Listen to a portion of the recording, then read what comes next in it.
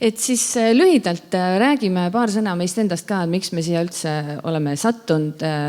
See, kuidas meie kokku saime, liigitub suhteliselt sinna muinasjutu kategooriasse, aga see on asi, mida Jumal teeb ja see on üks meie tunnistus, et me mõlemad enne, kui meie kohtusime omavahel, siis me olime mõlemad oma südames väga selge otsuse teinud, et Jumal, ma tahan kõigepealt sind täiega armastada ja siis küll sina selle muu eest ka hoolitsed ja tõesti niimoodi juhtus. Et päris esimene kord, kui meie kahekesi üldse kuskile sattusime nagu eraldatult teistelt inimestest, siis Tõnis tegi juba abielu ettepaneku ja mina ütlesin jaa. Me käis kuidagi hästi kähku. Selles mõttes, et meil oli juba siin ja siin oli kõik oli nagu nii selge, et seal ei olnud enam vahet. Ja mina olin verinoor, sellel hetkel olin ma veel 17. Nii et me oleme tõesti nagu suht terve elu koos olnud, mis on super äge, sellepärast, et me oleme saanud koos kohaneda üksteisega ja siiamaani kohaneme. Ja, absoluutselt. Ja see on nagu üks rõõm paari suhtes tegelikult, et inimene muutub, mina ka ja tema ka ja sina ka. Me muutume umbes iga 5-10 aasta tagant ja selles mõttes on alati huvitav koos elada, et kogu aeg saab teist inimest tundma õppida, et aga mis talle nüüd meeldib, milline ta nüüd on? Ma ikka vahel on öelnud, mul on juba 5. naine. Ja, et üks ja sama, noh. Ja, et me oleme nüüd augustis, tähistame 27. pulma aastapäeva. See on väga äge ja me tõesti oleme pärast seda ägedat kokkusaamist, kus tegelikult meie suhte alus, me võime öelda, oli see, et meil oli ühine nägemus Jumala käest, mida tema tahab meiega nagu oma riigis teha. Ja ma julgen öelda, et see on siiamaani kandnud, et me käime ühises visioonis ja nägemises ja see on nagu väga äge ja ühendav. Jah, aga täna me tuleme siis Tallinna Mosaik-kogudusest, et mõlemad teenime seal kaasa erinevates valdkondades, aga abielu valdkonnas kindlasti. Ja täna pärast lõunat meil on siis 1-2 on plaanis teha väike paus, et te saate minna. 3-2. No 3-2, et siis siin on võimalik lõunat osta või minna teha piknik või paastuda. Või tuleb palvetama samal ajal, et me oleme valmis teid teenima ikka ja kuulama. Ja tänase päeva lõpul ka me tahame kindlasti võtta aega, et teiega koos palvetada, sellepärast, et meie abielusuhe ja meie suhe Jumalaga ja Jumal meie keskel on nii tihedasti üksteisega seotud. Just, aga ma tahtsin veel öelda, et meil on 3. inimene tulemas, see on Karolina Vardja, Toomas Vardja abikaasa ja ta lihtsalt, kuna laste hoid teema, et ta tervet päeva ei saanud panustada, siis ta tuleb pärast nagu kella 2 või 3:02 siis. Ja siis meie need teemad jooksevad siis täna järgmisel. Jooksevad niimoodi, et meil on, kõigepealt räägime suhtlemisest, suhtlemine siis, kui on hästi, suhtlemine siis, kui nii hästi ei ole ja siis tulevad armastuse keeled. Kes juba praktiseerivad armastuse keeli? Me kõik teeme seda. Aga mõni teagi, millest me räägime. Ja, see ongi väga hea, siis on teada, et kui igav kellegil on. Ja peale lõunalt siis me läheme selle peale, et räägime meeste ja naiste vajadustest, emotsionaalsest petmisest ja sellest taastumisest. Ja tegelikult see emotsionaalne petmine ta läheb ka selle kategooriasse, kui on ka nagu füüsiline petmine. Muidugi füüsiline kraadi võrra võib-olla kangem, aga igal juhul sealt üht-teist saab. Nii et, ja lisaks veel tahtsime seda ka öelda, et meie algus on väga muinasjutuline ja tõesti Jumal on nii õudselt palju meid õnnistanud ja hoidnud ja oma armus ka õpetanud meid tegelema oma suhtega. Et me oleme läbi läinud väga suurtest paksudest ja vedelatest asjadest. Et me ei ole elanud terve elu nagu pilvekese peal. Ja paljud nendest asjadest, millest me täna räägime, me oleme kogu ihu ja hinge ja karvadega kõigega seda isegi kogenud. Nii et päris ainult teooria ei ole. Ja meie käest võib igast asju küsida, üldiselt me nagu ei häbene asju. Ja, ehk siis, et läheme siis suhtlemise kunsti juurde, meil on ma kardan, et meil ikka see aja kõigepealt siis suhtlemine, siis kui on hästi või niisugused üldised mingisugused asjad. Et kui on hästi siit, me läheme natukene kiirema tempoga üle arusaadavalt. Nii, palun. Ja, suhtlemine, üks kõige baasasju on see, et on tahe suhelda, ma tahan teise inimesega rääkida ja teda kuulata. Ja väga palju aitab, kui meil on turvaline keskkond selleks. Mis see turvaline keskkond tähendab seda, et kui näiteks Tõnis hakkab muga midagi rääkima, siis ma ei reageeri kohe valulikult, appi, su ülemus tahab kindlasti su tööd lahti saada, mismoodi me siis oma laenud kõik maksta saavad, siis läheb, eks ole, siis on juba elu ongi otsas ja siis tulevad kõik emotsioonid, eks ole, nutmine, hüsteeria. Või siis ma turvaliseks loob keskkonnaga see, et ma ei hakka andma hinnangut, et kuule, sa olid ikka täiesti nõme, et sa sihukese otsuse tegid, mis mõttes, või et sinu boss on totaalselt haige, et kuidas ta saab üldse niimoodi mõelda või sõpradega suhtlemine või mida nad mõtlesid sellega, et nad laupäeval välja kutsusid. Kas nad ei tea siis, et meil on perepäev? Et ma ei heida ette, ei süüdista ega ei hakka kiiresti lahendama. See on minu kitsas koht. Aga sa oled väga tubli lahendaja. Aitäh. Ta on elukutselt õpetaja ja mul on hea meel, mul on tasuta koolitus. Pedagoogika käib kogu aeg. See oli nüüd juba näide irooniast, nägite? Et see on selline asi, mis Aili väga ilusti ütleb, et iroonia on suhtesurm. Või sarkasm on veel eriti surmav. Ja, sellest me räägime ka. Ja turvalise keskkonna loob ka see, kui minu kehakeel näitab, et ma päriselt kuulan sind. Et mul ei ole nagu, oota, mis sa tahtsid öelda midagi või? Räägi, ma praegu saan. Oota. Mida värki praegu sükke uudis tuli? Et see ei ole turvaline keskkond. See tähendab seda, et ma vaatan sulle otsa, ma päriselt märkan sind ja meil on silmside. Ja kõige tähtsam, nagu te võite lugeda õpetussõnadest 18. saalis, et sõnad maksavad. Sõnadel on palju olulisem kaal, kui mina usun. Meil on see üks teema, mis on läbi aastate, et nagu, sa aru, et sa paned filtri vahele, ma olen praegu, ütlen midagi natukene nagu üle rõhutatult, et ma ei mõtle ju nii. Aga tuleb välja, et ma eksin. Kui ma nagu arvan, et ma võin nagu, ma ei tea, kui palju te olete kuskil koolitustel või mujal käinud, on ju kokku puutunud, aga näiteks öeldakse väga selgelt, et nagu abielulahutus, see on nagu tabusõna, et me seda ei kasuta. Ja see on tegelikult tähtis, sest et välja öeldud sõna hakkab oma elu elama. Ja seda on nagu oluline tunnustada, et need sõnad nii elu kui surm on keele võimuses. Aga samamoodi hakkavad õnnistused, mis me koguduses ikkagi kutlustame, et räägi usus ja räägi elu ja kuuluta elu sõna. Ja oma suhtes samamoodi. Me saame sellest hakkama. Meil on niisugune väljend, mis on läbi aastate, et kuule Aili, me tuleme sellest läbi. Et see on selline, me tunnistame, kui mingi väga ränk, mingi kamm on majas, siis me teame, et me tuleme koos Jumalaga sellest läbi.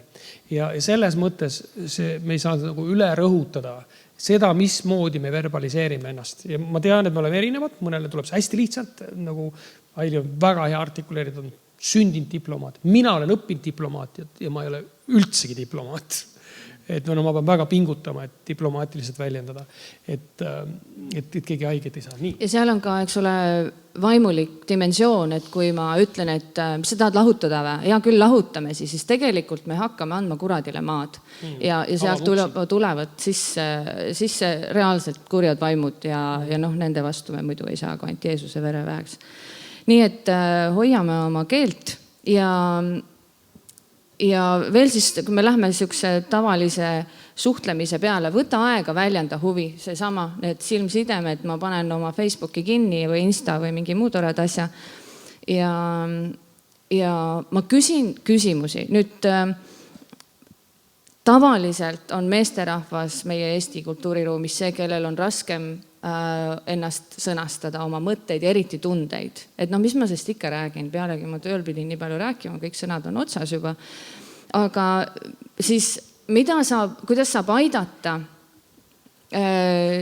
Näiteks siis ütleme, et kui mees ei jaksa, ei viitsi rääkida, et kuidas naine saab aidata? Küsida konkreetselt küsimusi, mitte lihtsalt, kuidas su päev läks? Kuidas läks päev? Mis sa vastad? Ma üldiselt ei vastagi, ma olen nii väsinud. No võt, aga kui ma nüüd tulistan teile natuke küsimusi. Neid ei tohiks kindlasti tulistada oma abikaasale sellel hetkel, kui ta toast sisse astub, eks. Et natukese aega talle hingata ja siis võib-olla üks küsimus õhtu peale või maksimum 2, aga lihtsalt mõtteid, mida te võite omale näiteks kirja panna, kui te tahate või mida iganes meelde jätta. Nii, näiteks, mis sulle tänases tööpäevas kõige rohkem meeldis? On seda küsinud? Mille üle sa uhkust tunned? Täna küll mitte millegi üle. Okei, ära enam vasta. Mõnikord, kui on niisugune väga halb päev olnud. Ja, ei seda küll, aga lihtsalt, et lootus on, et äkki sealt tuleb mõni sõna rohkem. Kes su vastu täna abi valmis oli? Või keda sina aidata said? Kelle poolt kogesid täna hoolimist? Keda sina täna rõõmustada said? Kuidas sa täna julgustatud said või mis sind täna frustreeris? Kas alustasid mingi uue projektiga ja millisega, et räägi paar sõna, mis selle projekti eesmärk on? Kas sa leidsid lahenduse eilsele probleemile? Või mille eest sa täna tänulik olid või mis sulle pettumuse valmistas? Kuidas mina saan sulle toeks olla ja kuidas mina saan sinu ja sinu töö pärast palvetada? Kui te näete, siin on lisaks sellisele tavalisele suhtlemisele on väga selge sõnum, mis jõuab partneri kohale, et ta on huvitatud minu elust ja minu tööst. Üldiselt me ei ole huvitatud oma abikaasa. Tema õpetab lapsi ja mina ei küsi neid väga neid küsimusi, aga ma vahel ikka püüan ka. Õnneks ta on ise nii piisavalt rääkiv, et ta räägib mulle nagu nii välja, mis ta frustreeris ja kuidas ta lahendatud sai, mis ta rõõmu pakkus. Aga et see point on ju lihtsalt see just nimelt nagu avatud küsimused ja täpselt kuidas läks, see nagu eeldab, et teine avab ennast palju rohkem, aga siin on nii palju abi. Ja saab alati ka lisaküsimusi küsida, et isegi kui näiteks ta siis ütleb selle ühe sõna, et tegime mingit uut projekti, siis ma saan ka küsida, et kas sa tahaksid sellest natuke lähemalt mulle rääkida, et päris huvitav oleks teada, mis te teete või... Peegeldamine on väga tähtis, et vahel kui siis ongi, et Aili saab aru nendest, mida ma olen rääkinud, vaata, kui ma olen nagu mingi frustratsiooniga, siis see vahel ikkagi nagu me võimendub üle ja siis, kui teine peegeldab, siis tuleb, ei, see asi pole üldse nii hull. Või siis... Ja peegeldamine tähendab siis näiteks seda, et no ütle midagi siis. Ma katsun peegeldada. Selles mõttes ma mõtlesin. See ongi peegeldamine, huvitav peegeldamine. Ja, et näiteks, et meil oli jube raske tööpäev, üks väga keeruline projekt oli, üks väga ohtlik olukord, oleks peaaegu surma saanud. Saan aru, et sa olid peaaegu surma suus ja see võis päris hirmus olla sinu jaoks. Ei olnud nii hull. Mida iganes. Ühesõnaga, aga üldse siis nagu sellest, et miks ma tahaksin rääkida oma tööpäevast või miks ma tahan kuulda, kuidas minu abikaasa tööl läks. Mina ei saa aru nendest mingist masinaehitustest ega asjadest ja Tõnis tõesti huvitan, et kuidas Mardil ja Toomasel ja Jüril ja Maril seal koolis läksid, eks ole, kuidas nad oma selle grammatika selgeks said. Aga miks ma tahan rääkida ja miks ma tahan kuulda, seepärast, et me veedame tööl 8 tundi oma päevast. See on jõle suur pikk aeg. Ja need emotsioonid, need kogemused, mida me seal läbi elame, need tegelikult muudavad seda, millised me oleme, kuidas me mõtleme, kuidas me tunneme.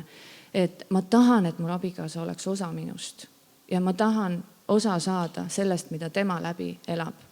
Ja kuigi ma ei saa aru, mismoodi see kompressor ei viitsinud, eks ole, koostööd teha ja pidi uue panema, siis see mõte, et mingi asi ei töötanud ja ma pidin täiesti nullist alustama, sellest ma saan väga hästi aru ja mis tundeid see võib tekitada.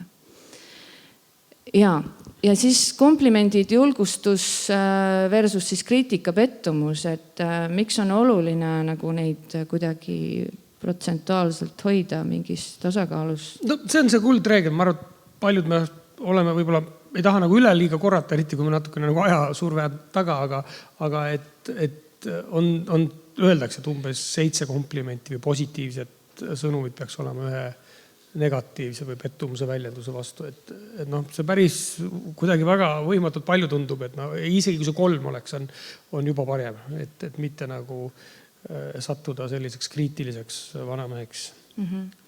Ja, ehk siis nii nagu me loeme, jumalik tarkus ütleb meile ka, et rahulik vastus, see vaigistab raevu ja haavav sõna õhutab viha.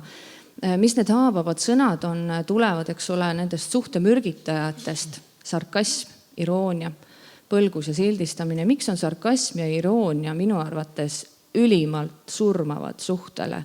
On see, et nad on läbinisti lõpuni ebasiirad suhtlemise viisid. Ja see on alandav suhtlemise viis. See näitab justkui seda, et ma ei pea sind isegi niivõrd intellektuaalseks olendiks, et sa saaksid minu otsesest kõnest aru, et ma lihtsalt lajatan sulle midagi. Et need näitavad nagu seda kohta, ma olen jõudnud selle koha peale, et mul on siis kas tunded või mis iganes asjad on juba siukse koha peal, et ma tegelikult tahan sulle lihtsalt ära panna. Ma tahan sulle lihtsalt haiget teha. See on see sõnum, mis tegelikult kohale jõuab teisele inimesele. Aga inimesed arvavad, et see on isegi selline vaata satiir ja me näeme seda nagu ühiskonnas, näeme mingites koomiksites või poliitikas uudistes on ja me näeme, kuidas käib siuke ärapanemine ja see kuidagi me võtame selle omaks ja meie mõlemad, meie kasvuperekond, kus me tuleme, on olnud see väga selgelt selles perekultuuris ja siis minul küll on see nii nagu loomulikult olnud, aga Aili on nagu väga varakult sellest väga selgelt aru saanud oma nagu vanemate näitel ja ta nagu on hästi tundlik selles osas ja ma olen tegelikult väga tänulik, sest et muidu ilmselt meie suhe oleks palju sarkastilisem. Aga tõesti see, meil ei ole aega, et siia sügavamalt minna, aga ma olen üritanud seda kaitsta, et kuule, et natuke ikka võib nalja teha ja kuidagi nagu lubada seda, aga tegelikult ei või. Ja põlguse väljendamine, targad inimesed räägivad seda, et mitte armastus ja vihkamine ei ole vastandid, vaid armastus ja põlgus. Et kui me jõuame selle koha peal, kus ma hakkan põlgama oma abikaasat, siis sealt on oluliselt raskem välja tulla kui see, kus ma ei tea, on natuke see ükskõiksust või midagi muud sellist. Sildistamine loomulikult. Ja mõned näited meil on siis, sa võid raamatu võtta, me hakkame sealt kohe lugema, et näiteks sina oled meil ju kõike tead ja sina ei eksi ju kunagi. Sa oled meil ju IT-professionaal. Või et see tuli seal ikka tõesti hästi välja. Või kui sa tahad meie suhet lõhkuda, siis muidugi sa võid ju minna täna oma sõbrantsiga välja. Nende negatiivsete seemnete viskamine ja teisele nagu mõtete ja sõnade pähe panemine, mis tegelikult ju ei ole tõsi. Aga jälle, mina külvan seda negatiivsust sellega. Ja me täna reklaamime mõnda raamatut ja üks nendest on siis see, mis Tõnisel käes on. Ja me loeme sealt 2 erinevat dialoogi, kust on näha siis 2 erinevat suhtlemisviisi. Esiteks siis see, kuidas me näeme, kuidas see dialoog kisub käest ära. Ja teine variant siis see, kuidas on näha, kuidas on võimalik tahtliku otsusega see spiraal nii-öelda panna pausile, peatada. Okei, lähme siis. Esimene. Jälle sa magasid oma arsti aja maha. Saatsin sulle isegi meeldetuletuseks sõnumi, sa oled nii vastutustundeta, ma ei imesta, kui sa sured ja jätad mind üksi. Just nagu su isa. Suur tänu! Sa tead väga hästi, et ma pole üldse oma isa moodi. Tema oli tuule peal, sina oled samuti. Vabandust? Mina unustasin, et mul on nii vedanud. Et ma olen abielus sellise vooruse verstapostiga nagu sina. Sa ei suuda isegi oma raha asju korrad hoida. Vähemasti suhtuma iga tüütusse pisiasja nii maniakaalselt nagu sina. Sa oled nii ennast täis. Nii. Ja nüüd positiivne. Vaatame, kuidas siis seda saaks nüüd nii-öelda lunastada. Nii. Ma olen väga vihane, et sa unustasid jälle oma arsti aja ära. Ma olen täiega mures, kas sa ikka oled tulevikus minu kõrval olemas. Tundub, et see ärritas sind väga. Muidugi, ma tahan olla kindel, et sa oled minu jaoks olemas ja kui sa unustad ära arsti juures käimise, siis paneb see mind ka meie suhte pärast muretsema. Ma saan aru, miks see sind murelikuks teeb, kui ma enda eest piisavalt ei hoolitse. Oli ju ilus. Parem. Ehk siis minu arust on olnud paar sellist olulist asja. Esiteks see, ma eeldan oma abikaasat parimat. Ma eeldan seda, et ta ei tee asju kiusu pärast või sellepärast, et mulle ära panna või sellepärast ta ei hooli, vaid sellepärast, et tuli pahasti välja. Ja see on midagi, mida me peame endale meelde tuletama suhtlemises, et kui su tunded ütlevad täiega, et ta tahab täiega mind ära tümitada, siis ma nagu tuletan endale, kasutan oma otsmiku sagarat ja tuletan meelde, et ta tegelikult armastab ja hoolib minust. Ja ära tunda ka nende vihaste, kus te pursete taga on tegelikult mingi palju suurem mure. Okei, teine siis. Et üldiselt see viha nagu tihti või selline vihane väljendus ka, ta väljendab seda, et see teema on su partnerile tähtis. See on lihtsalt nii oluline. Nii ja teine. Teine siis. Tead sa minu selle ülemuse iseloomustus minu kohta tegi mu täiega maatasa. Ma ei ütleks, et ta liiga kriitiline oli. Minul oleks ka hea meel, kui saaksin oma ülemuselt sama positiivse iseloomustuse. Siis saa aru, täiega ärritas mind. Jaa, saan küll, aga ikkagi ma arvan, et sa reageerid liiga üle. No, ühesõnaga on, eks ole, siis siin tegemist tunnete tühistamisega, et see pole absoluutselt adekvaatne, mismoodi sina ennast tunned, et hakka tundma teistmoodi. No proovime siis teist varianti. Tead sa, mu ülemuse iseloomustus tegi mu täiega maatasa. Tundub, et see häirib sind. No jaa, ja siis ma hakkan muretsema, et kas ma suudan seda töökohta hoida või mitte. Mida me siis teeme? Ma saan aru, et sa oled oma töökoha muretsemise pärast mures. Kaotamise pärast mures, et räägi mulle, mis tunded see sust tekib. On ju ilus. Ja, no võt, sellised variandid. Et ühesõnaga, kui me ei lähe nagu kaasa selle emotsiooniga, vaid paneme korra paus, lähen sinna sügavamale, mis seal taga on. Nii, ja siis lähme siit vist siin. Natukene, tsipakene ja veel paar sellist asja, et me räägime sellest, et mina olen vastutab oma abikaasa suhtlemise ja jagamuse vajaduse täitmise eest, me räägime sellest hiljem täpsemalt, aga veel suhtlemise juures, mida ma saan iga päev hoida silme ees, on kas see, kuidas ma kodust väljaspool suhtlen, on see, et teised inimesed arvavad, appi, sa oled nii äge inimene. Sa oled nii meeldiv inimene, ma tahaks iga päev suga suhelda. Ja nii kui ma koju jõuan, nii on kõik asjad, mida ma olen tagasi hoidnud, et viisakas olla väljas, äkitselt leiavad oma väljapääsu ja siis minu abikaasa, minu lapsed saavad kogu selle solgi enda kallale.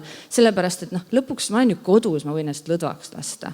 Aga tegelikult ma teen haiget inimestele, kes on mulle kõige lähemad ja kõige kallimad. Ja selle tuleb möönda, et ongi see koht kodus peabki olema võimalus. Mina olen ka sellega maadelt palju frustratsiooni olnud, et ma võingi aluspükstes ringi käia või kas või ilma.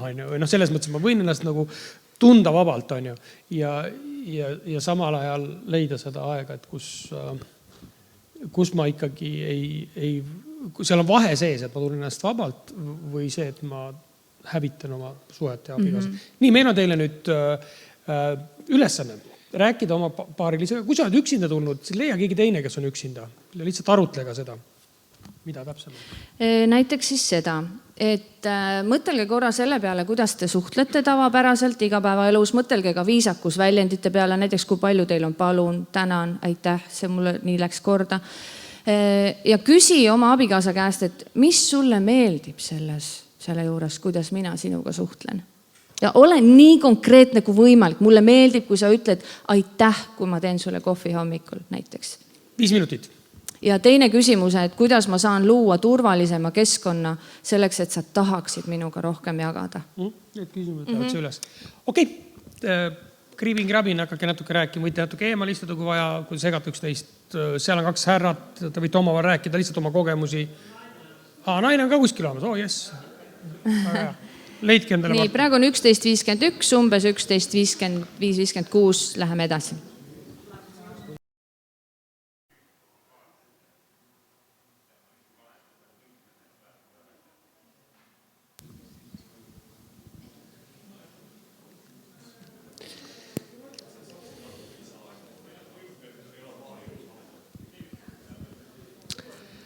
No nii, te olete saanud hästi rääkida, on hea meel, et te olete vestelnud.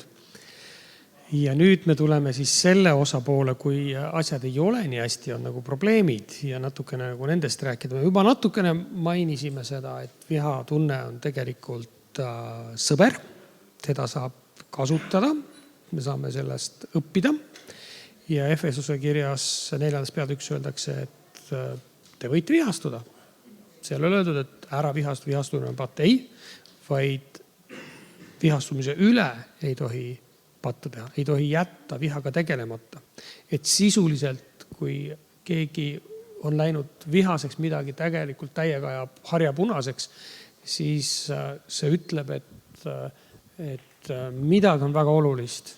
Minu naine on vahel nii vihastanud, et maa on must. Ja mina loomulikult ka, aga siis on oluline, et selle teemaga on vaja tegeleda. Et see on selge nagu indikaator, nii nagu, ma ei tea, kollane ja punane tuli, eks ole, et selle teemaga on vaja tegeleda, et siin me saame läbi rääkida. Ja vahel on vaja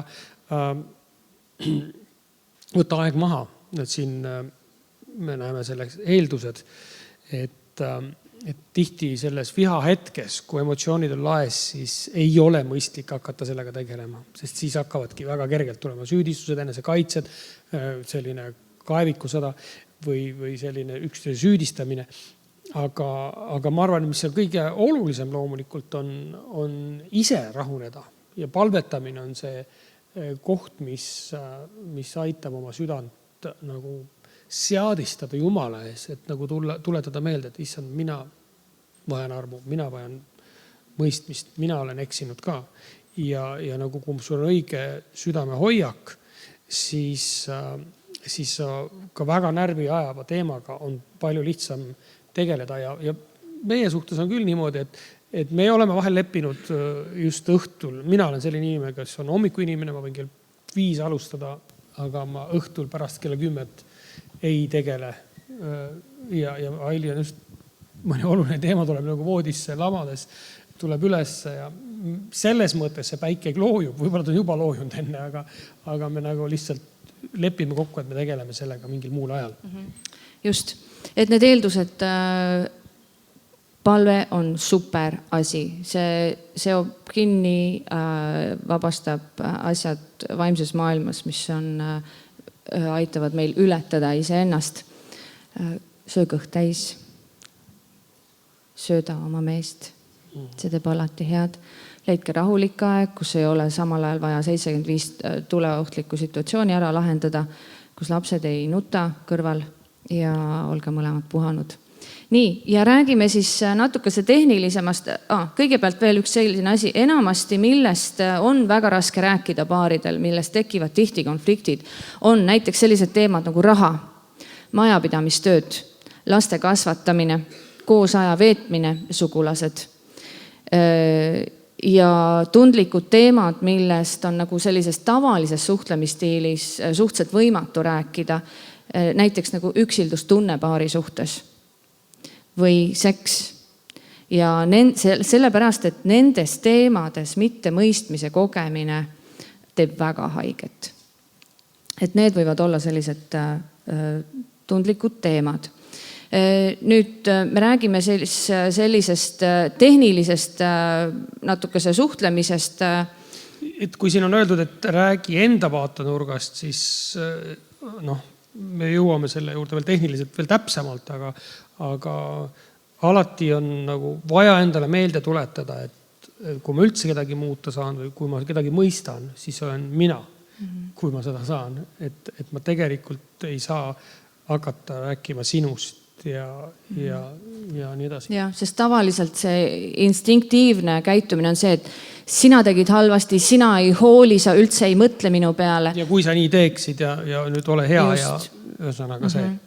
Avatud ja aus, teine inimene tunneb ära õhust, kui sa ei ole siiras, kui sa tegelikult ei räägi seda, mida sa mõtled. Ja seisa enda eest ilma teist maha tegemata. See, kui me üritame konflikti lahendada, ei tähenda seda, et mina siis pean kõik oma argumendid, oma mõtted, oma tunded nii-öelda panema maha, et säiliks rahu. Rahu nimel ma unustan ennast ära. See ei ole konstruktiivne pikas perspektiivis. Ja me vaatame, kuidas me saame nagu neid tervelt ka neid piire seada, et ei tee meile ka suhtele haiget.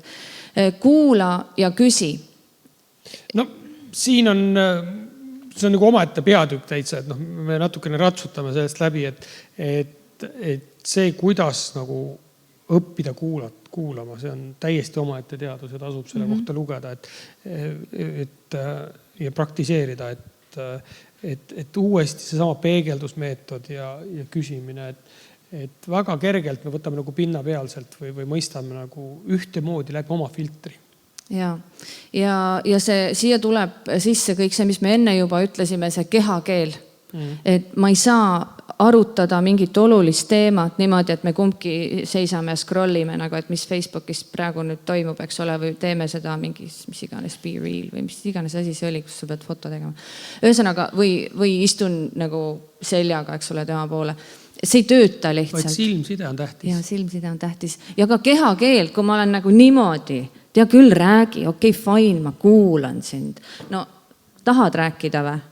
Ja see aitab ennast isegi, et kui su tunne on selline, räägi nüüd, siis sa teadlikult jällegi nagu enda otsmiku sagaraga, et nüüd ma kuulan. Just, see aitab hästi palju.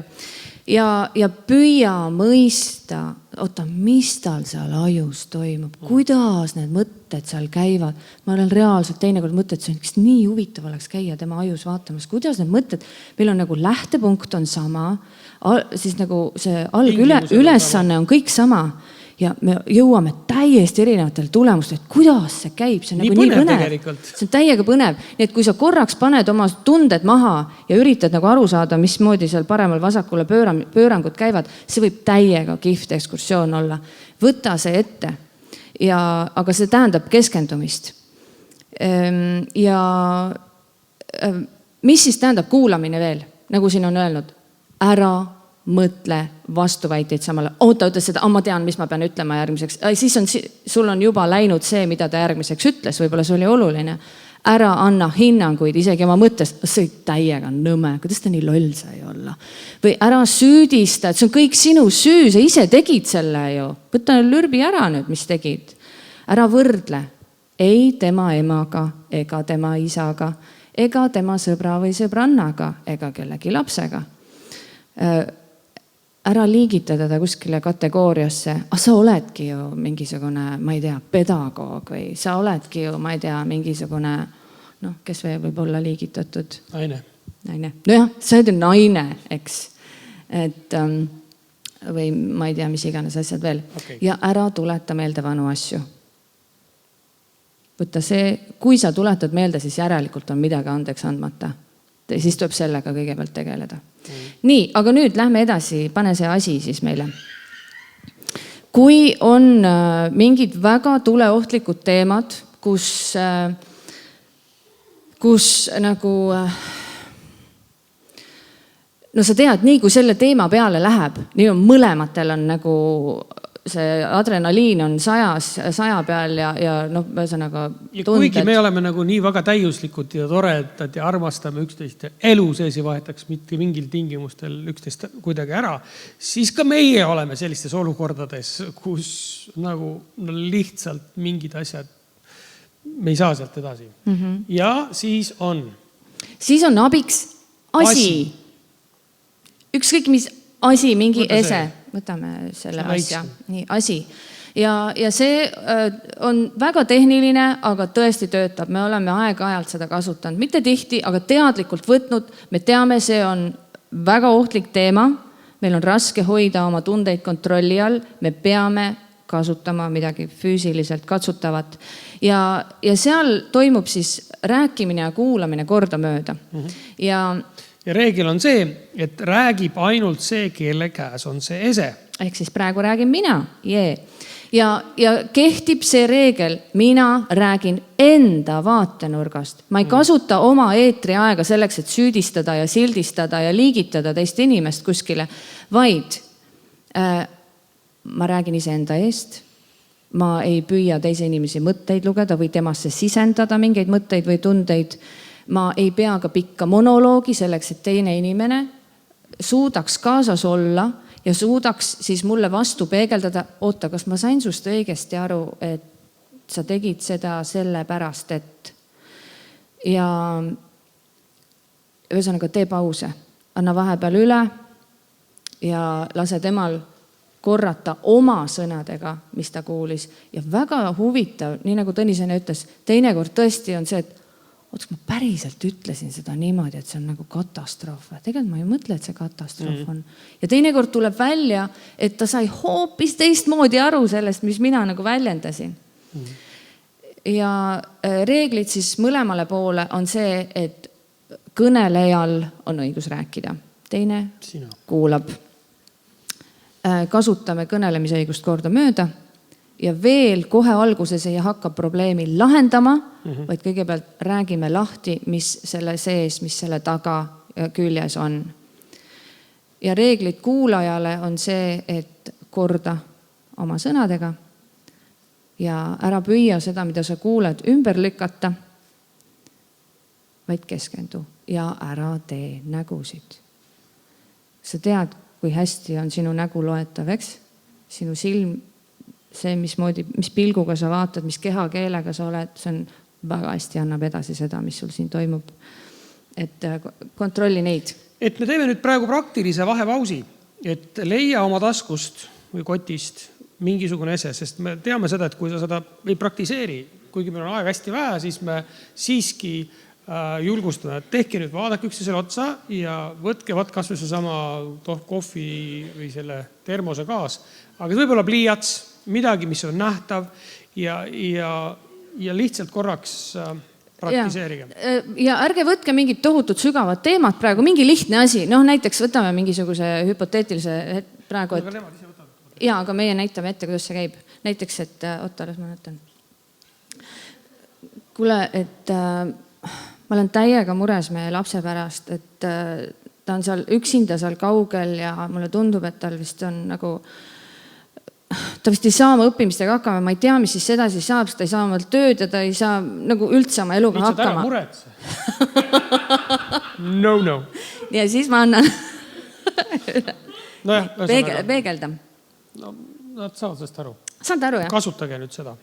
Ehk siis, et kuidas, mis on peegeldamine? Kuule, aga peegelda, No peegelda. No ma saan aru, et sa oled emme ja sa oled mures oma lapse pärast, aga tead, ta tegelikult on juba 17 ja näed. Sa just liigitasid. Mis veel juhtus? Juhtus liigitamine, mis veel juhtus? Ümberveenmine, sa ei pea muretsema. Ühesõnaga. Nii palju teooriast, nii palju praktikast. Praktiseerigi parem, aga võtke mingi füüsiline asi, see on väga tähtis. See on tähtis, et harjutate isegi kui kõiki tuleb täpselt välja.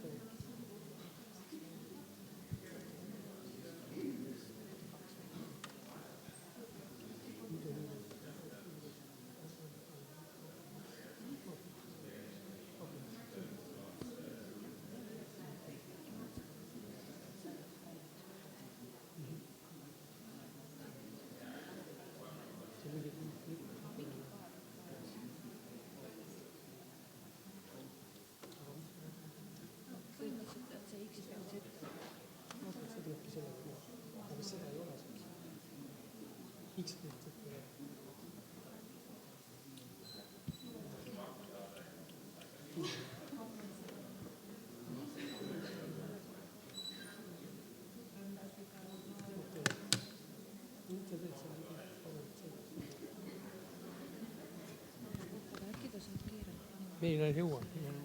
Teise faili. Ta ei jõua.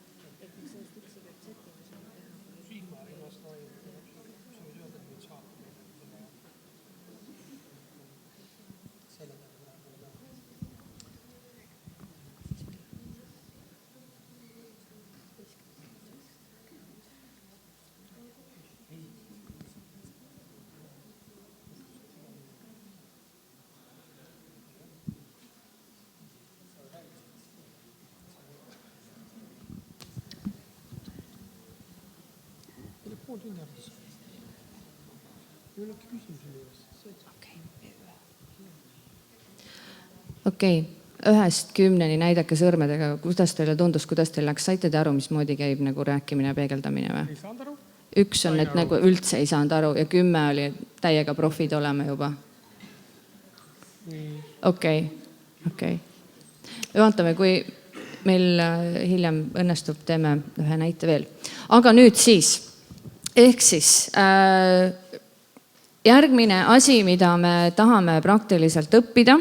Ja see seostneb otseselt ka selle sama vestlusega, et kui see asi on sul käes. Ja ma palun, et te visualiseerite selle slaidi omale siia, sellepärast, et see on meil arvutis, aga seal kahjuks ei ole. Aga see on väga lihtne, see on X, Y, Z sõnum. Ja see tuleb ka sellest toredast punasest raamatust, et soovitan seda endale hankida. Ja X, Y, Z sõnum on siis selline. Kui sina teed X olukorras kui sina teed X olukorras Y, siis mina tunnen Z. Ma konstateerin fakti, selline olukord on, sa käitusid selliselt ja see pani mind tundma vot nii. Ja mina tegelikult lisaksin sinna ühe väikese jupi veel juurde. Z+ oleks see, et ma tohutult hindaksin seda, või see oleks mulle, see tekitaks minus nii suure, mis iganes siis turvatunde, tänulikkuse tunde, kui. Ja ma annan nagu selle suuna, et niimoodi saaks mind armastada. No teisisõnu on see mina teade, kes on erinevad viisi on seda sõnastatud. Näiteks selline näide. Sa ei kuula mind kunagi. Tuleb tuttav ette, ma loodan, et ei tule. Siis X, Y, Z oleks selline. Kui sa ei lülita telekat välja pärast seda, kui olen öelnud, et tahan sulle midagi rääkida, on ju, X, Z olukord on telekas, ei lähe välja, sina ei pane telekat, ei lülita, kui ma tahan suga rääkida, siis Y, tähendab Z, ma tunnen solvumist ja ma tunnen, et ma ei ole sulle tähtis. Teine näide. Sa oled nagu asotsiaal reaalselt. Siis X, Y, Z oleks see, et kui sa jätad oma mustad riided voodi peale, selle asemel, et neid pesukorvi panna, siis see teeb mind vihaseks ja ma tunnen ennast ära kasutatuna. Kuidas teile tundub, kui teie abikaasa tuleb teie juurde sellise sõnumiga? Kas sul on siuke tunne, virutaks talle, aga ma panen talle, tuleb õiendama minuga? On siuke tunne või? Pigem, ma ei tea, mulle tundub, et on nagu see, et vaesekene, ma ei tahtnud sulle halba. On ju niimoodi. Et see on tohutu vahe, mismoodi ma nagu esitan probleemi. Nii et, ja nüüd proovime X, Y, Z-i. Kui tohib korraks õpetaja olla, teeme seda koos. Kui sina teed X olukorras Y, siis mina tunnen Z. Ütleme seda koos, palun. Kui sina teed X olukorras Y, siis mina tunnen Z. Nii, väga hea, tublid olete. Ja nüüd on siis X, Y, Z sõnumi harjutus. Võtke nendest, ma esitan 4 tükki neid probleemsituatsioone. Võtke näiteks 2 tükki, üks võtab näiteks ühe, teine võtab teise. Võite ka ise juurde mõelda. Nii, esimene. Mis esimene on? Sa ei pööra mulle mitte kunagi tähelepanu. Teine on, ma ei tähenda sulle mitte midagi. Või siis sa tahad alati asju omamoodi teha. Ma pean sulle alati kõike 10 korda ütlema. Et mis iganes niisugune nagu konflikt, asi, te võib olla see, mis tihti endal tõuseb üles või on teema. Aga katsuge see mõtiskleda selliselt või väljendada selliselt, et sa konstateerid fakte, aga mitte sina, vaid et ma kuulen seda lause. See mõjub niimoodi mulle. No, et siis on teine, see on see Y, ma räägin alles X-ist. Et X on see, et sa nagu konstateerid, mis toimus või seesama, et jätsid. Ma näen, et sinu haisvad sokid on keset põrandat.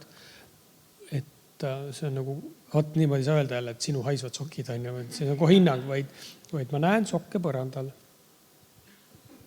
See tekitab minust tunde.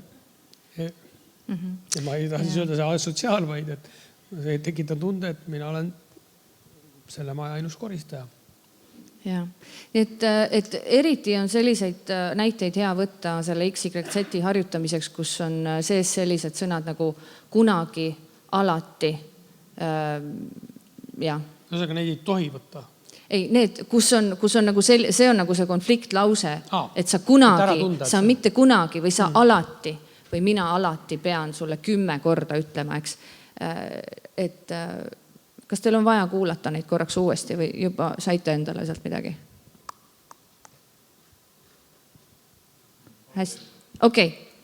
Sa ei pööra mulle kunagi tähelepanu. Ma ei tähenda sulle mitte midagi. Sa tahad alati asju omamoodi teha. Ma pean sulle alati kõiki 10 korda ütlema. Nii, 3 mintsa. Harjutage.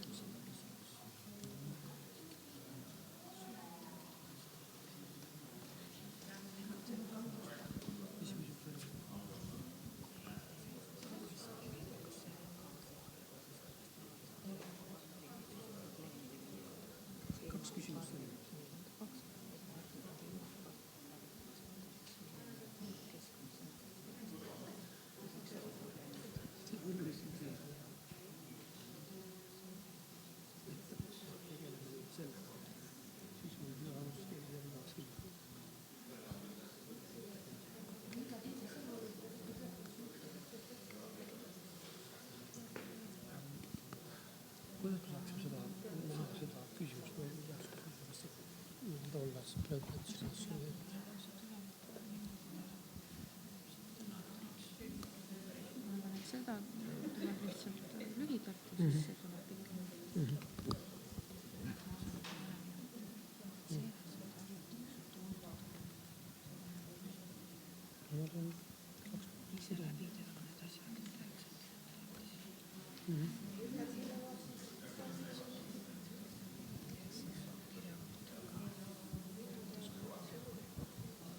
See oli ju peal. See seisis kogu aeg.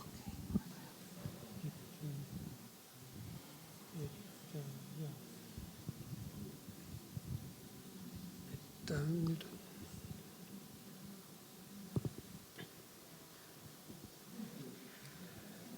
Osades.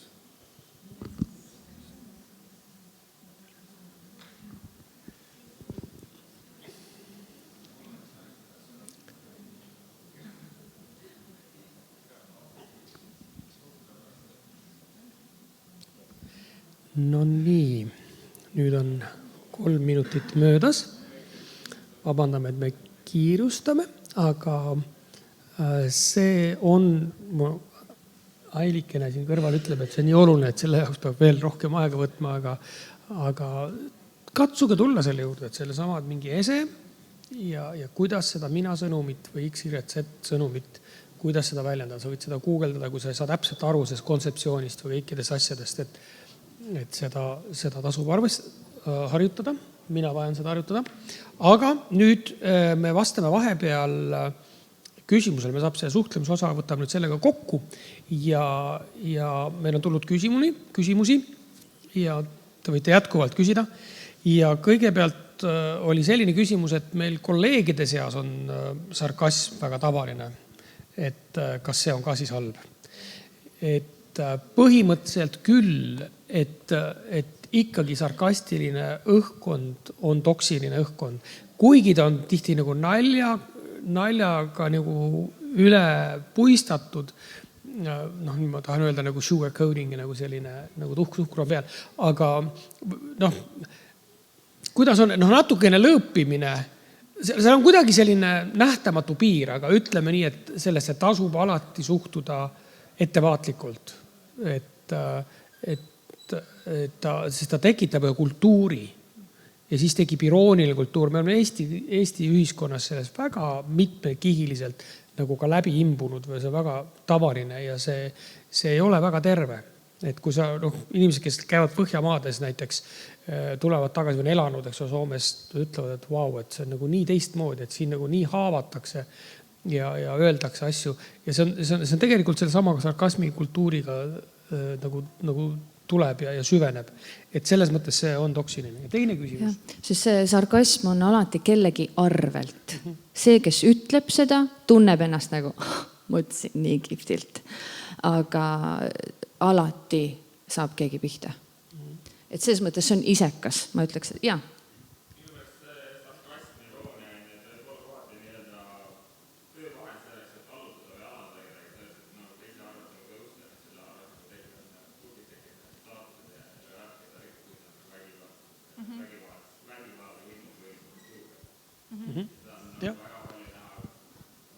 Ta on kindel, poliitikas on väga selgelt näha, eks ole.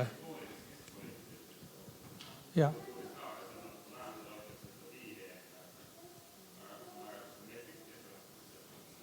Ehk siis, et ta on tõhus töövahend, aga ta ei ole nagu konstruktiivne või positiivne.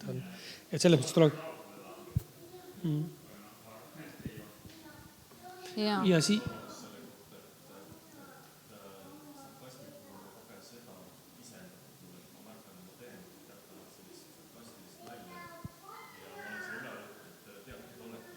Ja.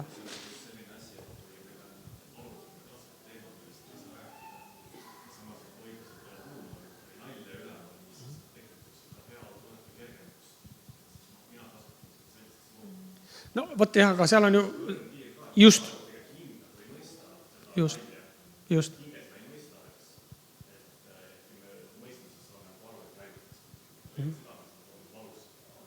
Ei, ja ma arvan ka, et mingis kohas on nagu satiiril ja sarkastilisel naljal on nagu oma koht. Ta on mingil määral on okei, kui ta just nagu raskel teemal nagu tegeleb, aga kui tohib, siis me liiguksime praegu edasi. Selles mõttes, et ma olen nõus, et see piiri tajumine on nagu aga üldises, ütleme nii, et iga asi on komplitseeritud. Kui me praegu räägime suhtlemisest, see on nagu hästi pinnapealselt ju ütleme. Meil on nagu hästi vähe aega, kui sa ühe lause ütled, jah.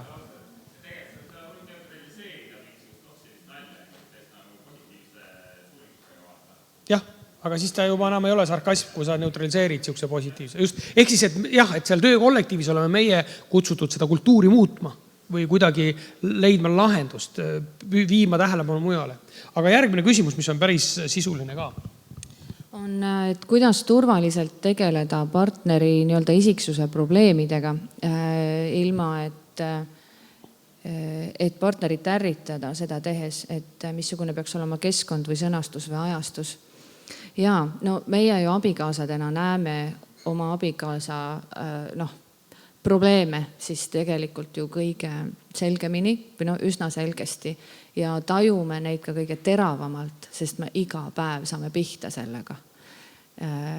Ja kuidas seda siis teha? Ma arvan, et see hoiak on see kõige tähtsam, sest et me oleme katkis maailmas ja ma arvan, et me ise pole ka keegi päris lõplikult lõpuni terve. Mul on nagu tunne, et Aili on, aga vist ka mitte. Ehk siis, et ma arvan, et siin tuleb kindlasti selline vaimulik mõõde, siis palvetada sellist tarkust ja samas just nimelt, et mitte, et ma teen su korda, sest see ei toimi. Nagu tuletada endale meelde, et ma ei saa oma partnerit korda teha. Jumal saab, aga mina ei saa. Aga samal ajal kuidagi armastudes, hoolides, väljendades, tulles vastu. No minul on see väga palju mõjunud, mul on olnud väga paljud erinevaid kiikse, pole hetkel aega sellest rääkida, aga kuidas Aili nagu, ma näen, et ta tahab mind aidata. Ta ütleb kohati, et mul on mingi valudega olnud teema, eks ole, et ta tahab mind aidata ja see sõnum, mis, kui mulle jõuab isegi mitte, et ta nagu täpselt, ma ei tea, mingi õige tooli ostab, mis mu valu ära võtaks, aga pigem see, et ta püüab ja selline hoole väljendamine, see on tihtipeale palju olulisemalt nagu kannab olulisemat vilja, kui see esmapilgul tundub. No ma tooksin võib-olla vähe näite, näiteks ütleme siis suhtlemismuster, kui ma näen kahjulikku suhtlemismustrit ja see tegelikult teeb teda ennast õnnetuks, sest see näiteks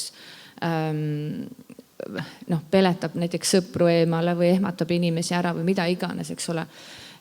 Siis ütelda lihtsalt, et näe, sa tegid seda jälle, see tegelikult nagu ei aita eriti kui teine inimene on ise ka siiralt hädas sellega. Aga ükskõik siis on ta ise hädas või ei ole, et mina läheneksin niimoodi, et kõigepealt need samad keskkond, et me oleme mõlemad rahusituatsioonis, kõht on täis, võib-olla on saunas käidud, võib-olla on seksitud, eks ole. Kindlasti ja peab olema seksi. Need kõik asjad aitavad. Ja ma lähen ja ma ütlen, tead sa, ma olen märganud sellist asja.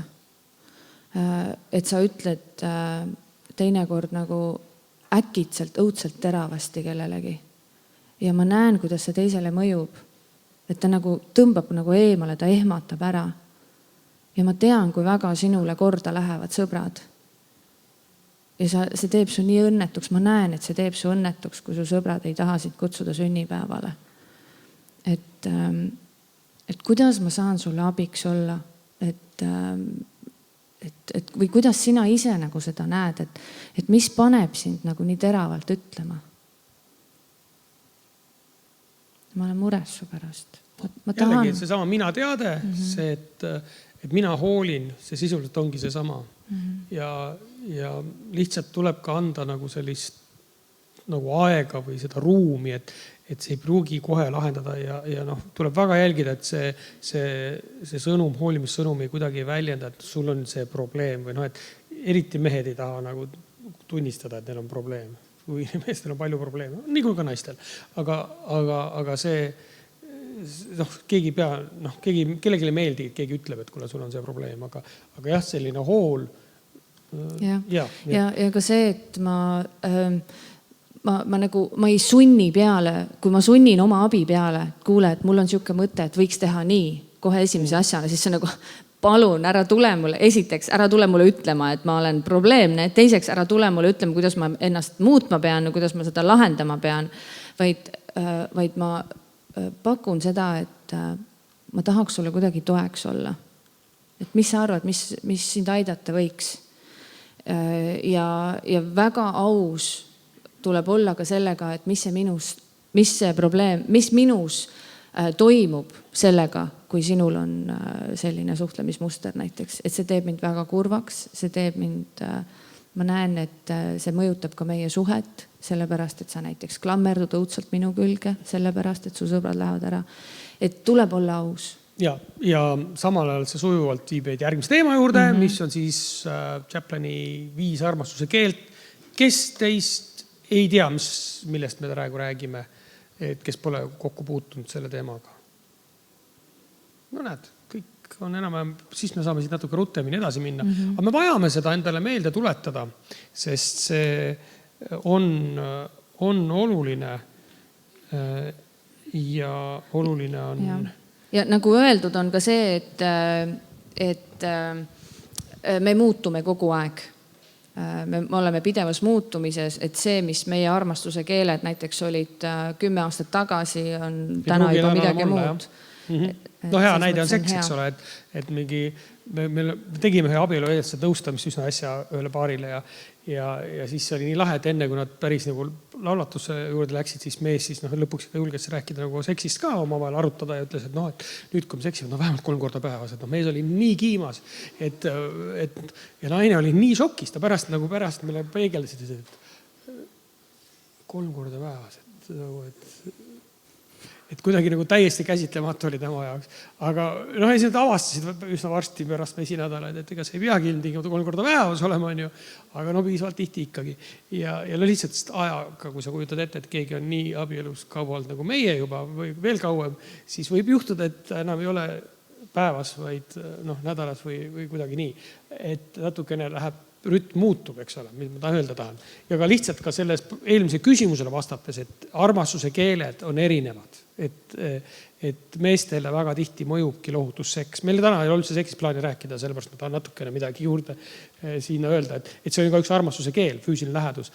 Et ta ei ole alati see mõistmine, kuulamine, seletamine või lihtsalt toidu tegemine või midagi koos tegemine, et kuule, lähme jookseme ja see stressi tase langeb. Et on erinevad viisid, kuidas seda teha. Aga nüüd räägime siis lähemalt. Hoia vaak täis. Ja. Võib-olla oleks kohane siia ette lihtsalt öelda seda, et me võib-olla märkame seda, et me kipume oma endale korda minevas armastuse keeles väljendama armastust teisele inimesele. Ja see juhtub taas ja kuigi me saame aru, mina olen ka seda raamatut ammu lugenud ja mõistnud ja õppinud ära, et Ailile meeldivad mingid asjad, mis võib-olla minule nii väga ei meeldi, siis ma ikkagi kipun nagu pakkuma, et kuule, aga äkki ma armastan sind nii, nagu mulle tundub, et on kõige ägedam. Jaa. Aga need armastuse keeled ja tegelikult ka suhtlemine peaksid toimima siis selles suunas, et meie paak, see armastuse aku on täis. Ja sellepärast, et nagu me loeme, igatsus olla armastatud on tegelikult iga inimese esmane vajadus. Ja kuidas me seda paaki täidame, sellest me kohe vaatame. Ja see paagi täitmise juures on veel see asi ka, et kui me oleme katki, siis selle paagi põhjas on mõra. Ja ükskõik, kui palju me sinna sisse paneme, see kogu aeg tuleb välja, kogu aeg tuleb ja kogu aeg on tühi. Ehk see andur, mis peaks ütlema full, never gonna happen, eks ole, seda lihtsalt ei tule, sellepärast, et kogu aeg väheneb. Ja need on asjad tegelikult, need sügavad hingehaavad, mingisugused traumad, kas või kuskilt lapsepõlvest. Näiteks, kui on, ütleme, inimesel, abikaasal, kellegil on, ta tohutult vajab seda, et teda kogu aeg tunnustatakse, kogu aeg julgustatakse ja sa paned sinna täiega kogu aeg, sa mõtku ka lahmid ja lahmid sinna nagu suurte kulbitäitega, paned seda tunnustust, julgustust ja ta ikka käitub nagu näljane väike kutsikas. Et ta on kogu aeg, ta on nagu puudu millestki. Siis on see, kus Jumal tuleb appi, et see pragu ära parandada, et see paak hakkaks hoidma. Ja teinekord koos Jumalaga tuleb siis ka inimene appi, et leida, kas on mingi asi, mis on andeks palumata, andeks andmata, mida iganes korda tegemata. Ja see teine väga oluline lause, kas sa tahad selle lause ise ütelda? Sa mõtled, et partneri keele õppimine ja selle rääkimine õppimine võib radikaalselt muutuda tema käitumist. Ja see on nagu võti. See on nagu nii oluline, et kui sa nagu tahad oma kaasat muuta, siis see ei tule mitte väljades, kuidas ta peab muutuma, vaid eelkõige sellega, et sa täidad tema selle aku ja kuidagi pakud talle seda. Siin ei ole midagi salatseda. Ma olen nii õnnelik ja tänulik ja valmis muutuma, sellepärast, et Aili on saanud aru meeste põhivajadusest. Aga see tuleb pärast oma mehe põhivajadusest. See on meeste põhivajadus ka tihti. Et sellest tuleb pärast õunat veel täpsemalt juttu, on ju? Absoluutselt. Ja see kuidagi nagu, ma olen nii tänulik sellest. Jaa. Nii et võib-olla siin on ka see hea koht mõelda, et kui aga kui minu abikaasa üldse ei huvita meie suhte parandamine, kui mina kogu aeg üritan ja püüan ja teen igast asju, aga teda absoluutselt ei huvita, ta ei viitsi mitte midagi pingutada, siis üks tark inimene ütles niimoodi, et see viis, kuidas ma saan minna ja läheneda, siis küsida, et ma saan aru, et sa ei ole huvitatud nagu tööd tegema selle suhte nimel, sul ei ole seda motivatsiooni praegu. Aga mida ma saan teha selleks, kuidas ma saaksin teistmoodi midagi teha selleks, et sa võiksid hakata tahtma. Ja lihtsalt järele jätmatult teda armastada selliselt, nagu temale korda läheb. Ja vahel ei ole ka see muidugi võti selles mõttes, et kui ikkagi inimene on endaga hädas ja ta on mingis, ma ei tea, sügavas depressioonis, ta ei oska sulle vastata sellele küsimusele, eks ole.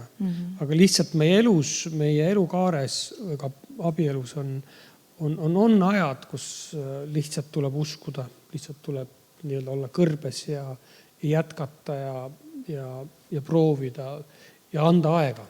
Et see on tõsiasi, aga see ikkagi tasub pikas pildis ära. Et noh, selle asemel mõelda, et kuule, et see oli viga, siin tuleb, ma ei tea, ta vajab abi ja mul ei ole vaja, mina ei suuda teda aidata ja nüüd lähme.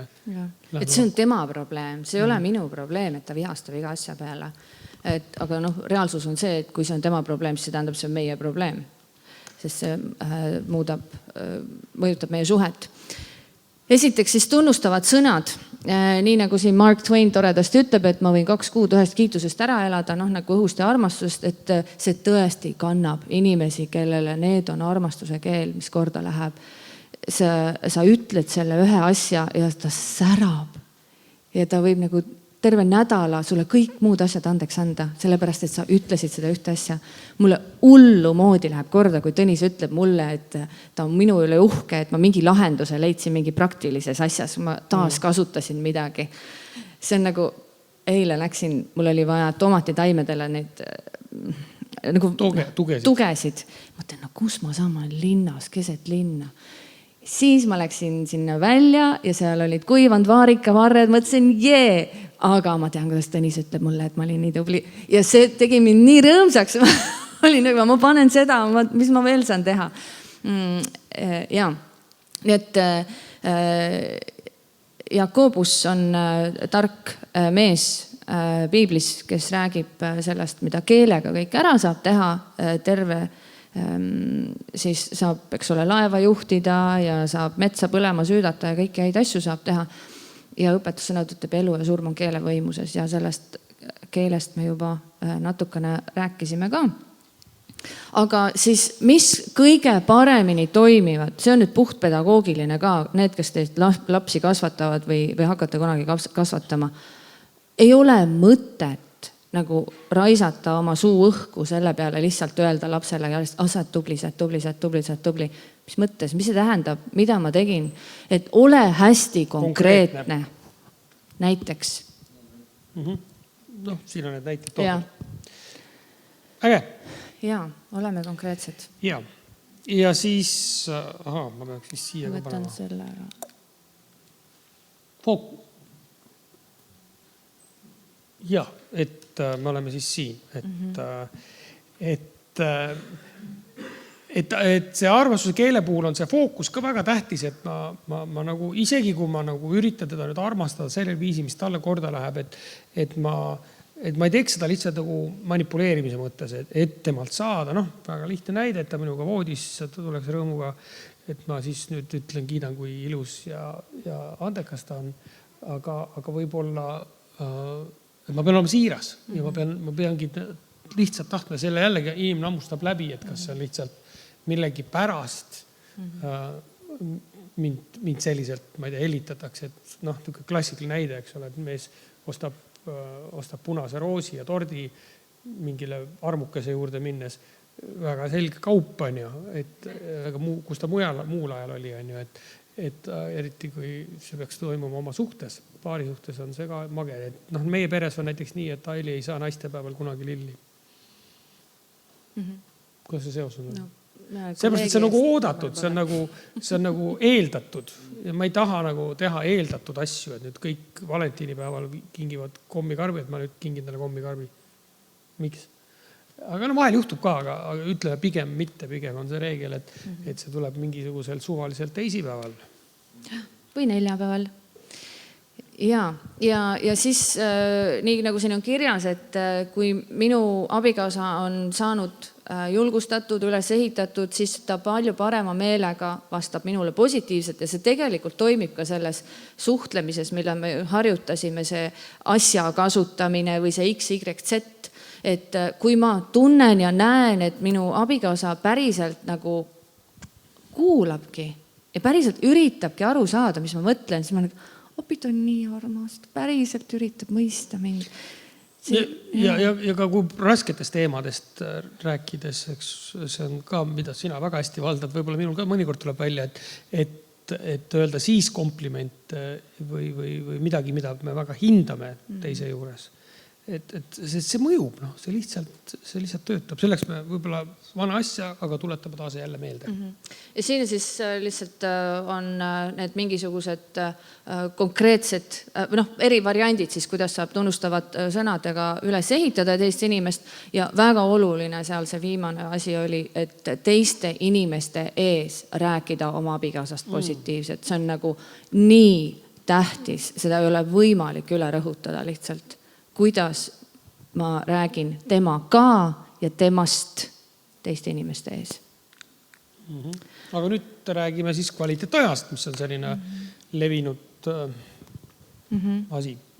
Minu abikaasa väga armastab kvaliteetaega ja ma olen püüdnud talle seda oma abielu jooksul pakkuda piisavalt. Ja see, kuidas ma seda näiteks väljendan, et ma tahan suga lihtsalt olla.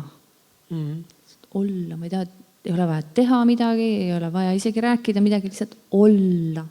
Ja ma arvan, et tegelikult kui me tulevad meeste ja naiste vajadused, me võib-olla jõuame sinna, et me tegelikult näeme, kuidas need vajadused väljendavad seda, et me oleme Jumala näo järgi loodud.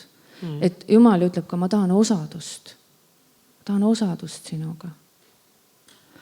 Ja, et see ja nagu siin on öelda, et ta on koos olemine selles kõige sügavamas mõttes. Et mitte lihtsalt, et me istume kõrvuti toolide peal, kumbki oma Facebookis, vaid me ongi tähelepanu, ongi üksteise peal. Et see on väga suur vahe. Sisukad jutuajamised tegevused. Ja siin on nagu üks tööriistad, et need on täiesti raamatupoes saadavad, on sellised vestluskaardid. Et vaata vahel nagu jookseb lukku, ma ei tea, võib-olla esimesel 5 aastal ei jookse lukku on igast teemasid, nagu lapse plaanimine ja saamine ja kõik see teema, kodu ehitamine, see on nagu kõik ühes teemas. Aga siis on ka väga oluline, et tuleb nagu teadlikult mingisse teise valdkonda korraks oma jutuajamine viia. Et kui sa kogu aeg räägid mingist värvivalikust või köögimööblist, et siis see läheb ka nagu lappama mingist hetkest. Ja just. Ehk siis on need vestluskaardid on teinekord päris toredad ja sa saad ka ise nagu genereerida, mõelda, et millest talle meeldiks rääkida. No ja võib-olla ka need samad seminarid paneb nagu, me loodamegi, et see nagu tekitab neile natukene vestluse ja mõtteainet, mida on hakanud oma suhtesse. Nii et pange kirja mingid mõtted, mis teil tekivad, et kuule järgmine kord, kui me teidile lähme, siis võiks sellest tegelikult rääkida. Kui see ei ole mingisugune selline tuleohtlik teema, et tuleohtlikud teemad võiks olla väljaspool teidi aega tegelikult nagu kohtingu aega. Ja sisukaid jutuajamised tavaliselt tähendavad oma mõtete, tunnete, oma hirmude, lootuste, pettumuste jagamist, aga ka lihtsalt unistamist. Aga lähme edasi, on siis kingitused. Ja need on, kingitus on siis mingisugune väga konkreetne asi, mida ma vaatan, ta on füüsiliselt mul käes, ta mõtles mu peale. Ja see on nii omapärane, kuidas mõnedel inimestel nii väga nagu mõjub ja teistel nagu üldse ei mõju. No üldse kõikide keeltega on nii, et ühele see mähendab see nii paljut, aga ma nagu lihtsalt uuesti tuletan meelde seda, et kuna sinu kaasa muutub, siis võib-olla, mis kunagi talle ei läinud üldse kingitused korda, aga võib-olla ta muutub, jõuab elusfaasi, kus hakkavad talle korda minema. või ta avastab midagi ja mingid teatud laadi kingitused. Näiteks kui ma mingit raamatut kingiks Ailile, siis tal reeglina meeldib. Aili on proovinud mul raamatuid kinkida, ta saanud aru, et see kukub nagu täiesti tühja auku. Ja või lille kinkida näiteks. Nagu, see poleks nagu kui ta süüa ei saa, siis nagu pole mõte. Jaa, et see on midagi väga käega katsutavat, nähtavat. See ei pea olema nagu raha mõttes kallis, aga see on väärtuslik, sellepärast et see on minule mõeldes tehtud. Ja võib-olla on see ka koht, kus me peame korra mõtlema rahast teistmoodi. Mitte nägema seda kingitust kui midagi, mille peale ma raiskan raha, et see ei ole ju tegelikult esmatarbekaup. Meil ei ole vaja seda uut lille näiteks, tegelikult meil ei ole vaja seda, aga see on investeering meie suhtesse. See on mulle tähtis. Me näiteks teinekord, kuna minu üks armastuse keel on raudselt kook, tohutult armastan kooki, siis... Täpselt nagu su ema. Ja see on hea. See on tõsi, aga seda ei ole hea öelda. Ja, aga minu arust on see okei, sellepärast, et mulle nii meeldis, et ma just olin siin nagu õppinud tundma, ma käisin samas tööl oma ämmaga ja siis ta nagu läksime sööma lõunat koos ja sõime lõunat, siis ta, kuule, võtaks ikka kooki ka, et lähme sinna kohvikusse ja ütlesin, et vau, mulle tegelikult meeldis, et minule ka meeldivad magusad asjad, nii et minu arust on see positiivne. Ma arvan, et ka et positiivsed võrdlused on nagu okeid, aga need loomulikult, mis haiget teevad, on need negatiivsed. Aga ehk siis, mida teinekord Tõnis teeb näiteks, on see, et kuigi me üldiselt oskame minu arust väga tublisti hoida kokku raha ja olla rahul sellega, mis meil on, siis teinekord ta nagu ekstra viib mind kuskile, kas siis kohvikusse või mida iganes kuskil, kus on nagu oluliselt kallim kook kui see, mida ma muidu nagu raatsiks osta. Ja ta teeb selle investeeringu. Sest see on investeering minusse, meie suhtesse. Et mõtleme võib-olla teistmoodi siis rahast teinekord. Ja järgmine on siis teod. Ja need on sellised teenimine. Et midagi, mida ma saan teha, see võib olla mingi igapäevase vajaduse täitmine, võib ka olla midagi igapäevasest veidi erinevat. No siin on mõned lihtsad näited. Aga minule väga näiteks meeldib see, et Aili, talle õudus nagu ilmutusena kohale.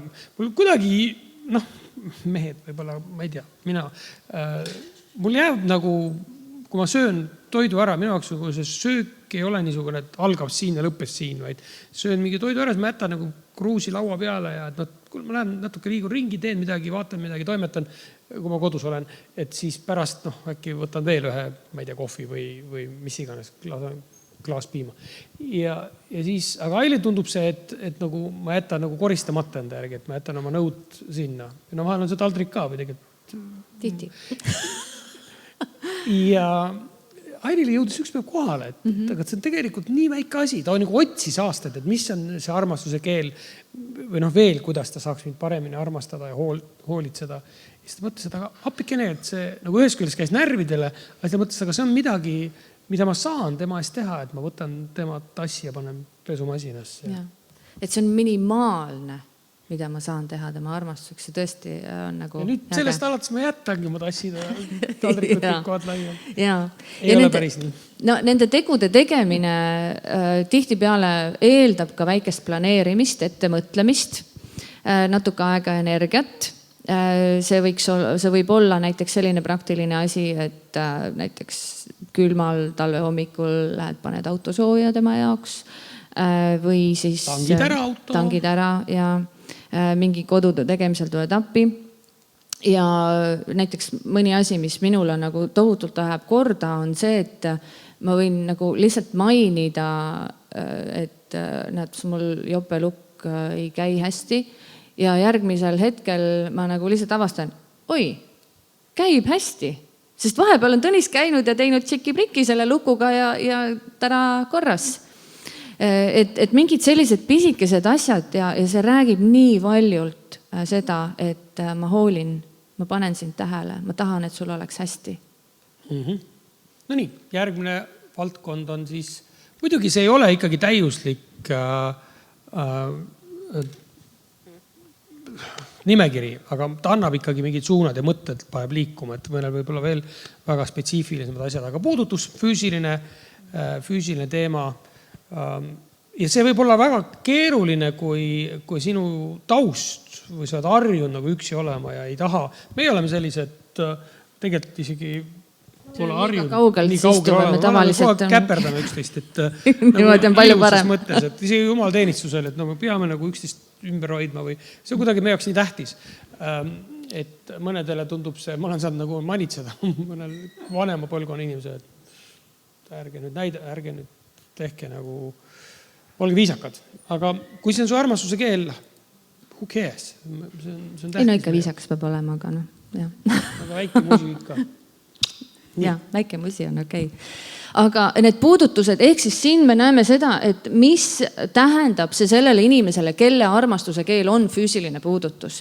See võrdub armastuse väljendusega, see võrdub sellega, mis mu hinges toimub. Ja paljude naiste jaoks see, kui puudutuse keel on see armastuse keel, ei tähenda seksi. Vaid need on mitte erootilised puudutused, helluse väljendamine.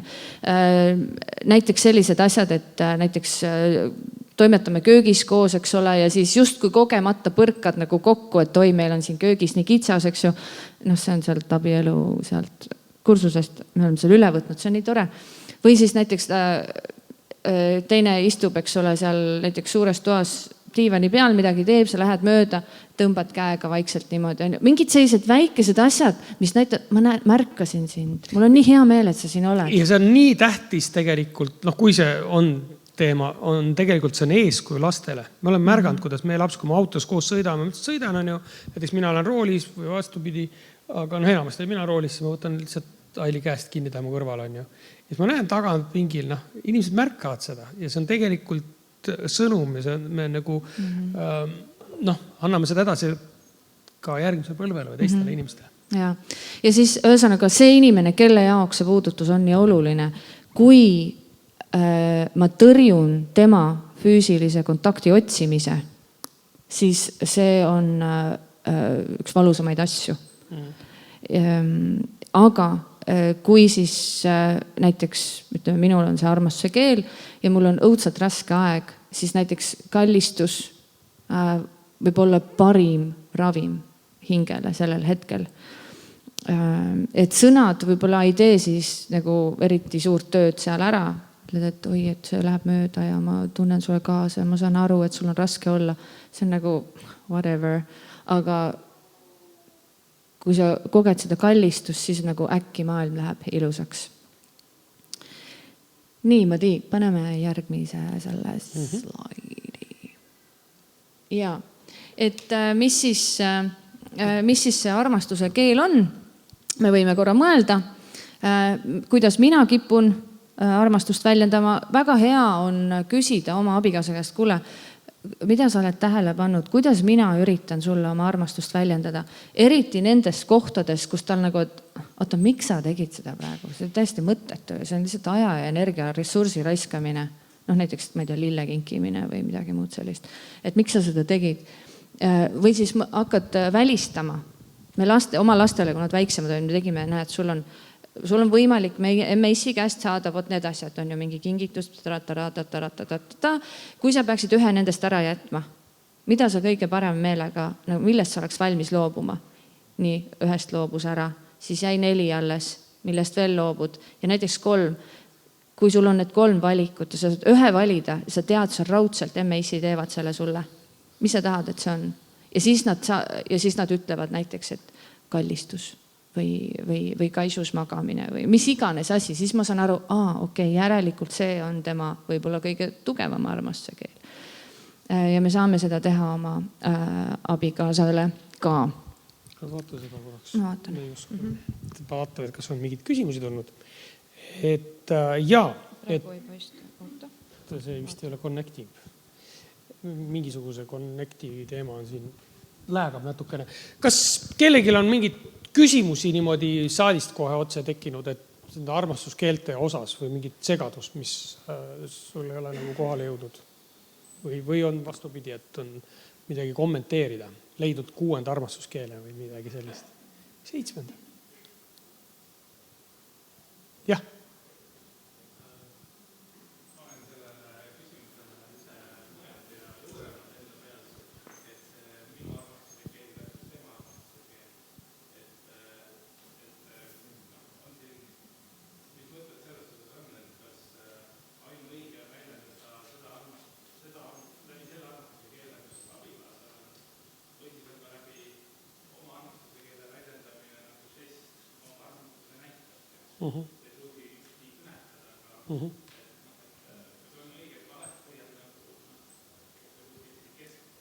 Ja.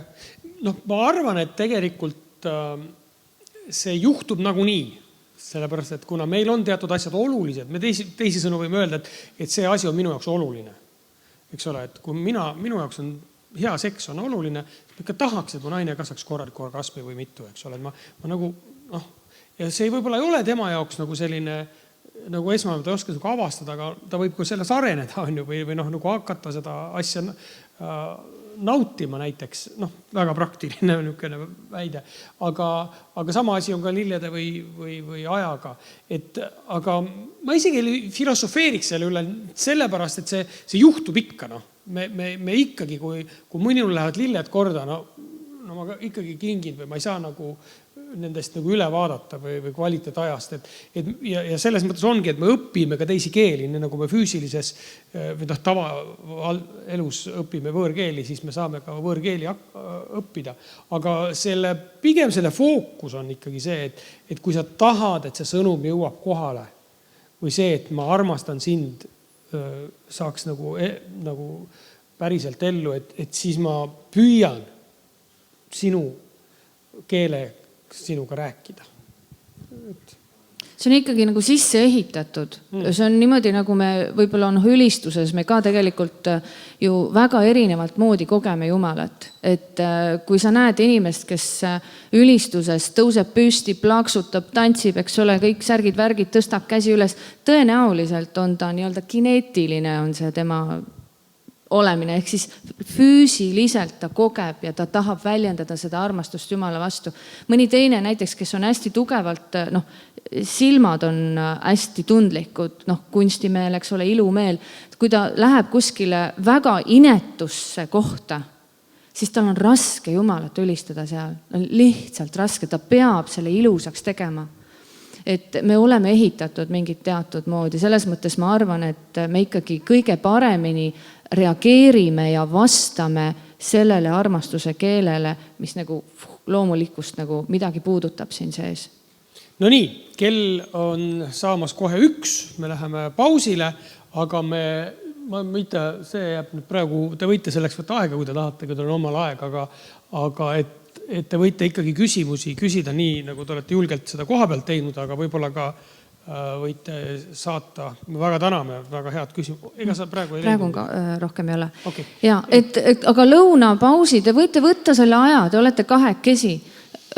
Küsige üksteise käest ja väljendage näiteks neid samu asju, et mis on need 10 asja, 10 olukorda, ja tehke pilte ja julgelt, kus sa oled tundnud, et sa oled armastatud. Ja ka näiteks seda välistamist, et millest ma oleks valmis loobuma, millest ma kindlasti pole valmis loobuma. See link, mis seal all on ingliskeelne väike mingi test, mis on tehtud selleks, et sa võiksid aru saada, et milline on sinu peamine armastuse keel. Kui see ei saa päris täpselt aru.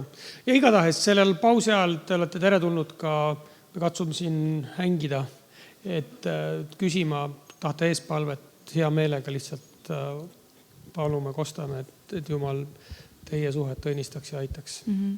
Nii et ootame tagasi siis juba 45 minuti pärast. Ja, 13.45. Aitäh teile kannatlikkuse eest ja näeme siis.